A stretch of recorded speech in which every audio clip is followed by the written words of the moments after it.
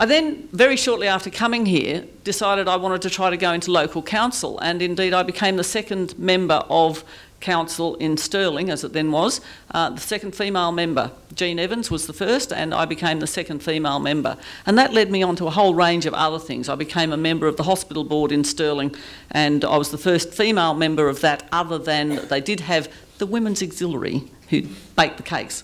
But other than that, I was the first actual sort of female board member.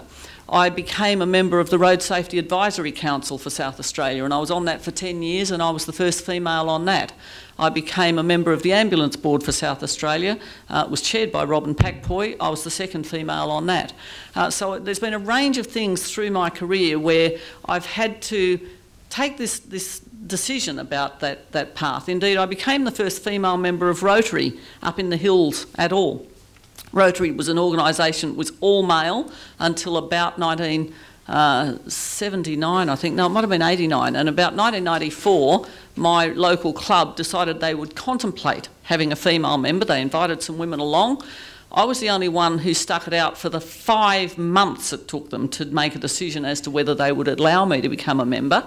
And there were indeed men who threatened to leave the club if I became a member of the club. And interestingly, their wives later told me this and said they're now your biggest fans.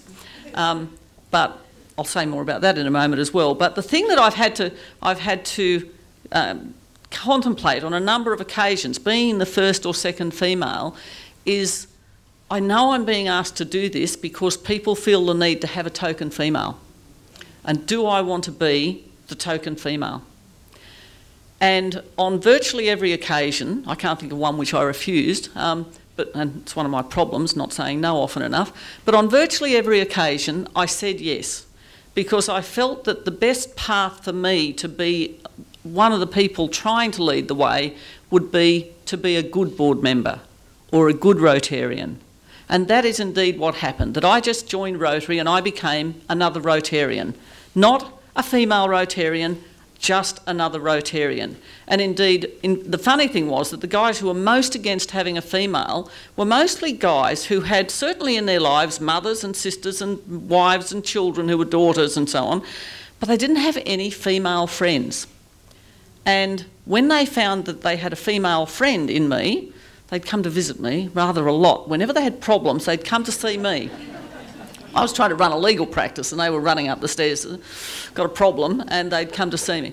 But I took that attitude through all of those different boards that I served on, that I was a female member, but I just wanted to be the best board member that I could be, the best councillor I could be, the best Rotarian I could be, and that was the sort of view that I took of going into the world. And so I'll say some things in a minute which will be a bit controversial compared to what Gail said, but that's been the thing that I've taken through. Now, Gail mentioned that we were the 4th place in the world to give women the right to vote. That was 1894.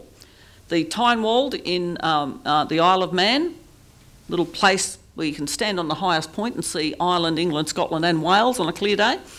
The Isle of Man actually had women voting before us. New Zealand beat us by a few months, and I can't remember where the other place was, but we were the 4th. But we were the very first place in the world to give women the right to stand for Parliament. The very first place.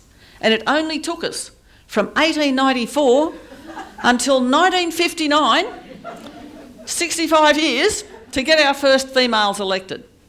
And they were Joyce Steele in the House of Assembly and Jessie Cooper in the Legislative Council, where Gail works. And they were both Liberal women, can I tell you.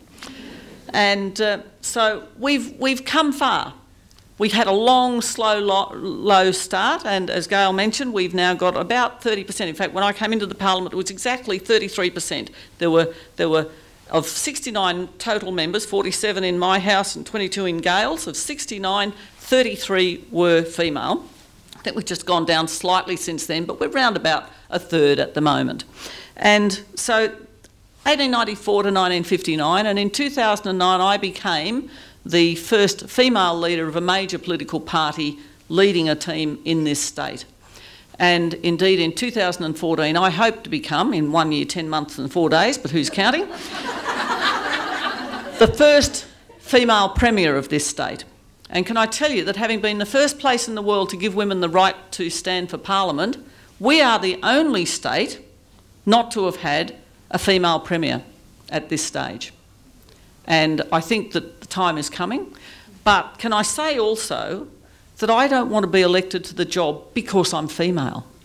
I want to be elected to the job because I'm the best person for the job. And this is where I'll diverge from what Gail said, that I actually don't believe in affirmative action. Now, that's not to say I don't believe that we should take action to address barriers.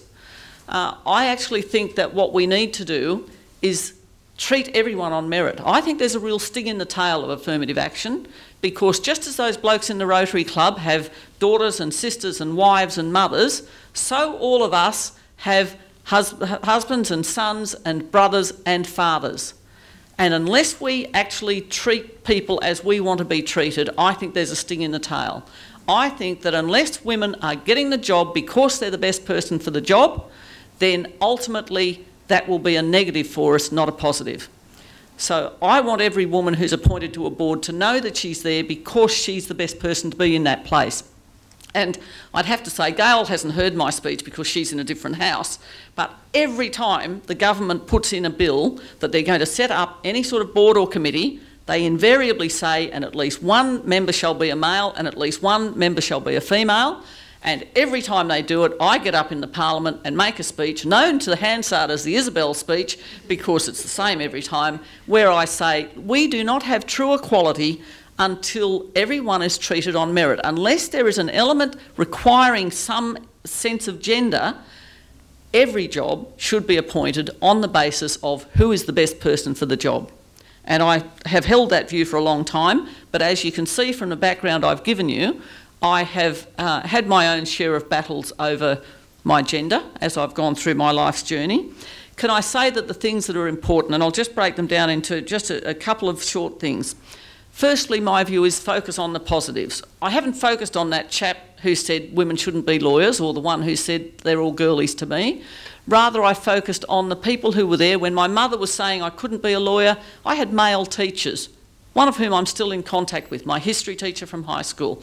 And they were saying, yes, you can. Just quietly, and indeed my dad was saying, just stop fighting with your mother and just do it. By the way, my mother became immensely proud once I got about halfway through law school and she decided that I was actually going to be a lawyer, and the first thing she ever told people in the world, when she met new people, she'd say, we've got a daughter who's a solicitor, you know. And the sad thing is she died just as I was elected to Parliament.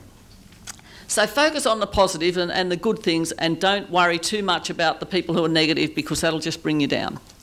Remember that karma does exist, as I've demonstrated. Accept the challenge, even if it's just to be a token, and just take every opportunity, because quite frankly, I am still bewildered every day when I get up and find that I'm the leader of the opposition and I have a driver who drives me. I mean, I can't believe when you come from a working class background that someone turns up in a Statesman every morning to pick me up and drive me wherever I want to go. So accept the challenges, accept the fact that you may fail, and just don't be afraid to have a crack, because the one thing I'd recommend to male or female is that you don't want to get to the end of your life and think, what if? I want to get there knowing that I had a crack, and no matter what, I tried. So thank you very much. Thank you for your attention, and thank you for listening.